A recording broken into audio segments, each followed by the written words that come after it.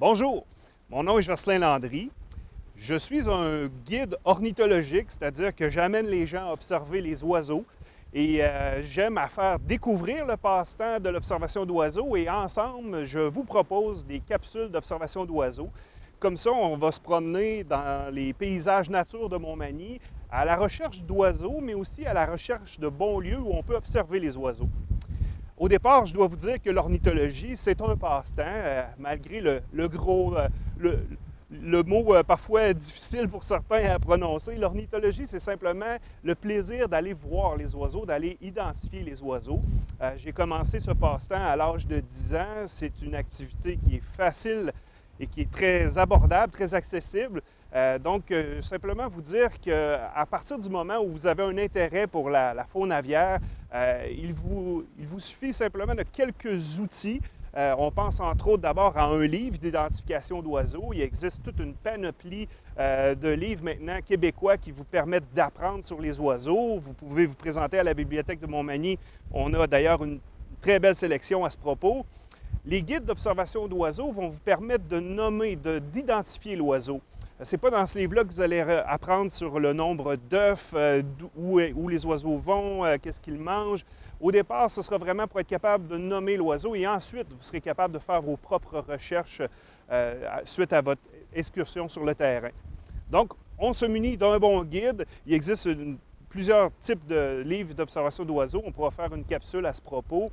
Ensuite, vous avez besoin d'une bonne paire de jumelles. De nos jours, les guides d'observation d'oiseaux, comme les jumelles, sont nombreux et peu dispendieux. Lorsque le loisir ornithologique a commencé dans les années 80 au Québec, c'était loin d'être le cas, mais maintenant, c'est une activité qui est assez facile. Donc, des jumelles, vous pouvez en avoir à partir de 150 $. Et comme une paire de lunettes, bien, il y en a pour tous les goûts. Donc, à vous de négocier, d'aller voir qu'est-ce qui se passe sur le marché. Je pense entre autres à la revue Protégez-vous, qui, autant pour se choisir des livres d'observation d'oiseaux que des guides d'identification, vous aurez là des critiques assez complètes afin de faire le bon choix de ce que vous avez besoin. Puis finalement, vous pouvez compléter votre attirail avec un télescope qui, lui, vous permettra d'observer des oiseaux sur des bonnes distances, des oiseaux qui seront parfois un peu plus fixes. On pense aux oiseaux de proie, on pense aussi à la sauvagine, l'ensemble des oies et des canards. Alors, quand on va faire nos excursions comme ça d'observation d'oiseaux, on va vous emmener dans des sites de Montmagny fort agréables. Aujourd'hui, on a choisi le quai Boulanger. Le quai Boulanger se situe au pied de la rivière du Sud à Montmagny. On y accède par la route 132. Il faut connaître un peu le coin, mais vous pouvez vous informer au bureau touristique de Montmagny. Vous allez trouver facilement donc le quai Boulanger. C'est un endroit agréable où on retrouve un accès vraiment sympathique avec une sculpture d'Alain Gilbert, entre autres. Alors, vous vous présentez ici et vous pouvez emmener votre télescope. Et qu'est-ce qu'on va voir? On va voir les limicoles. Ce sont des oiseaux de rivage qui sont présents surtout au mois d'août sur les battures de Montmagny. Lorsque j'ai commencé à m'intéresser à l'ornithologie, j'entendais beaucoup parler de ce lieu comme un haut lieu d'observation au Québec pour les limicoles. Les limicoles, ce sont des oiseaux de rivage, parfois difficiles à identifier. Vous allez vraiment avoir besoin de votre télescope pour les observer à courte distance. Et puis, parfois, vous avez votre livre et puis vous tentez de l'identifier et il va passer de longues minutes devant vous parce que l'automne, les oiseaux sont entre deux plumages, entre le plumage du printemps et de l'automne. Ils ne seront pas toujours identifiés comme dans votre livre. Ça peut être un peu complexe de débuter l'ornithologie avec pareille observation. Moi, aujourd'hui, mon plaisir, c'est de vous montrer les bons endroits. Retenez quand même que le quai Boulanger, pour l'observation d'oiseaux de rivage, pour vous initier doucement, c'est vraiment l'endroit de prédilection. À marée haute, les oiseaux seront plus proches, ils n'auront pas le choix de s'alimenter aux abords des rives. Et lorsque la marée va descendre, et là, on va voir de plus en plus d'oiseaux qui vont être présents sur la batture. On peut compter jusqu'à une quinzaine d'oiseaux de rivage l'automne. De nombreux observateurs d'oiseaux d'un peu partout au Québec vont converger vers Montmagny comme une véritable migration l'automne pour venir observer ces oiseaux-là à courte distance, même que parfois la marée monte et on va voir certains oiseaux de rivage qui vont monter sur la rivière du Sud jusqu'en face du restaurant à la rive. Là. Donc, c'est pour vous dire, on est vraiment dans un bon endroit d'observation pour les oiseaux de rivage. Lorsque vous êtes aux abords du bassin de la rivière du Sud, en plus d'être un endroit vraiment charmant, vous allez voir d'autres espèces. Vous allez voir quelques espèces de goélands. Vous allez voir le grand héron qui va pêcher. Et si vous venez le soir, à la lueur des lampadaires, c'est pas rare de voir passer un biorho à couronne noire, un oiseau nocturne, un peu comme un héron, un peu plus petit cependant, donc dans les mêmes couleurs de gris, de noir. Vous pouvez entendre la nuit les oiseaux qui s'activent sur la bâture. Même les oies blanches l'automne, on va vraiment bien les entendre ici et même parfois les observer.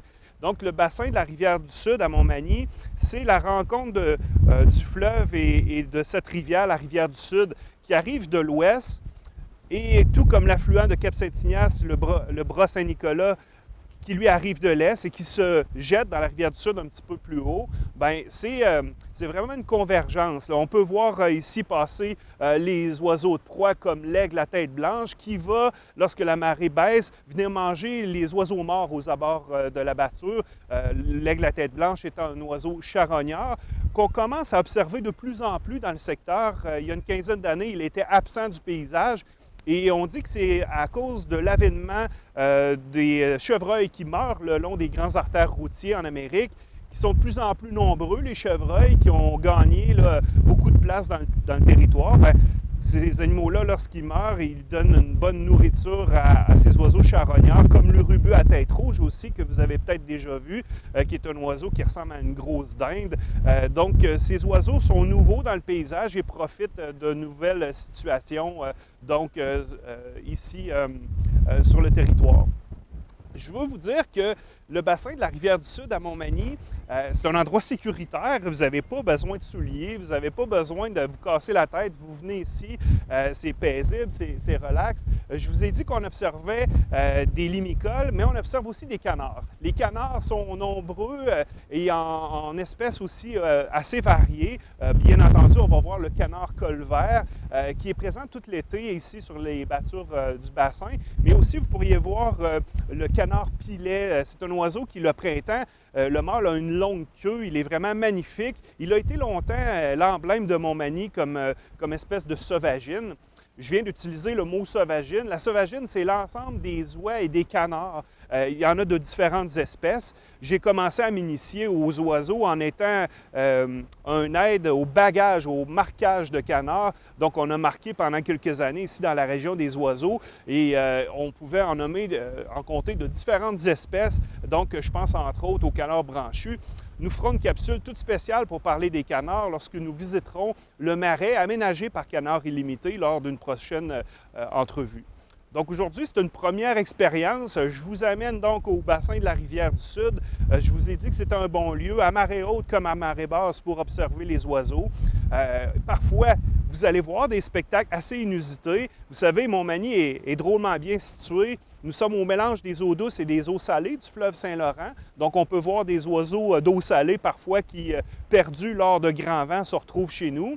Mais on voit aussi des oiseaux qui sont perdus chez nous face aux limites nord-sud, c'est-à-dire qu'il est déjà arrivé, exemple, de voir un pélican brun ici aux abords du quai qui arrivait de la Floride et suite à des vents de tempête, des vents violents, s'est retrouvé ici dans une région que j'appellerais un peu cul-de-sac face à l'immensité du fleuve et à la hauteur des montagnes de la Rive-Nord. On parle souvent du Cap Tourmente comme étant un endroit vraiment propice pour l'observation d'oiseaux.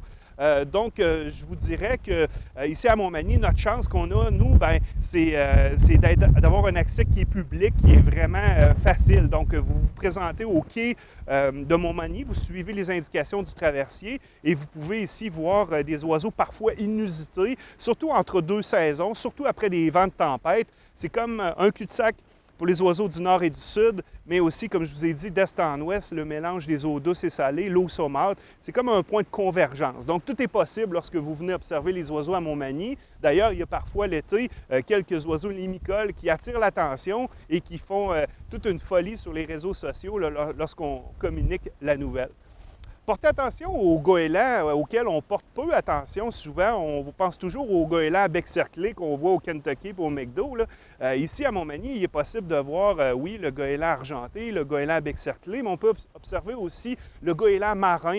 C'est justement un oiseau d'eau salée qui peut se retrouver ici dans le secteur. Si vous longez le fleuve Saint-Laurent, les points d'observation fluviale sont plutôt rares. Vous avez donc le quai Boulanger qu'on visite aujourd'hui. Il y a le quai de Montmagny. Le cap de Cap-Saint-Ignace est un accès vraiment magnifique que la municipalité a bien aménagé dans les dernières années. Aussi, le quai d'information, où il y a l'information touristique au Cap-Saint-Ignace, donc le quai gouvernemental, est un point d'accès magnifique. Et comme à Montmagny, c'est un endroit qui est situé aux abords d'un sanctuaire qui est protégé. Si vous allez plus à l'ouest, à la hauteur de Berthier-sur-Mer, à la marina, vous allez voir même des sternes à cet endroit-là. Donc, les points d'accès du fleuve sont, avant toute chose, des lieux où on va voir bien d'autres espèces que celles auxquelles on est habitué en ville. Donc, je vous invite à longer les battures, surtout le matin, surtout en fin de journée. Les points de vue sont vraiment magnifiques. Ici à Montmagny, ce qui est intéressant, c'est qu'à partir du quai de Montmagny, à l'ouest du quai, c'est un sanctuaire fédéral qui est protégé pour nos oiseaux. C'est un endroit qui a été instauré lors d'une convention entre le Canada, le Mexique et les États-Unis. En 1916, on a été le premier peuple à interdire la chasse aux oiseaux migrateurs le printemps et on s'est aussi doté d'endroits protégés, de sanctuaires où les oiseaux peuvent s'alimenter, spécialement lors des migrations du printemps et de l'automne. C'est comme ça que Montmagny s'est fait connaître comme un haut lieu pour l'observation des oies blanches le printemps et l'automne. On va en reparler parce que la situation a beaucoup évolué avec nos grandes oies des neiges, mais il en demeure pas moins que les abords du fleuve à Montmagny, c'est vraiment l'endroit idéal pour s'initier à l'observation d'oiseaux et en même temps pour découvrir des espèces qu'on ne verrait pas ailleurs. Donc, que ce soit pour voir le héron, à bien l'observer, des fois, ce n'est pas tant la quantité des espèces qu'on va voir, mais la qualité des observations qu'on peut faire. Aussi, si vous venez à un moment donné puis vous êtes un peu déçu du nombre d'espèces que vous avez vues ou de la variété, c'est peut-être que vous n'êtes pas venu au bon point de marée. Il faut savoir que la marée évolue dans la journée. Donc, vous avez une marée qui est haute ici, qui monte jusqu'à 22 pieds, et c'est les plus hautes marées enregistrées dans tout le fleuve Saint-Laurent. Elles sont enregistrées comme ça au quai de la Grosse-Île. Il faut savoir que les marées, c'est 45 minutes plus tard à tous les jours, la marée haute. Et pour connaître l'horaire des marées, vous allez trouver ça sur Internet, mais vous allez aussi peut-être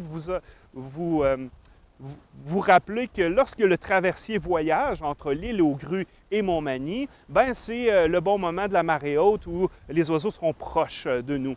Mais quand même, lorsque la marée baisse, on pourra voir les oiseaux évoluer dans la batture, s'alimenter dans la vase.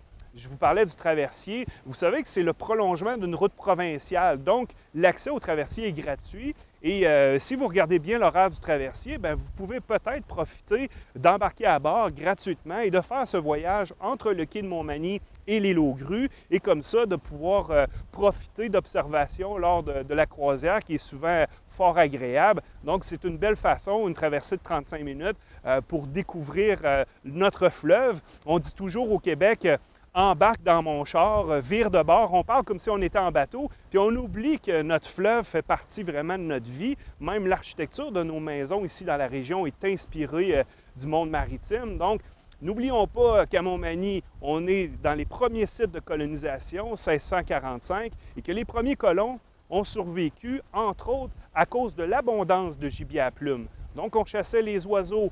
L'automne, on faisait des provisions donc pour l'hiver. Et le printemps, c'était la même chose. C'était comme une manne qui tombait du ciel lorsque les vives de la période hivernale étaient passées. De voir arriver les grandes volées de bernaches du Canada et de canards, ça permettait aux premiers Européens de s'alimenter avec des techniques de chasse typiques à la région.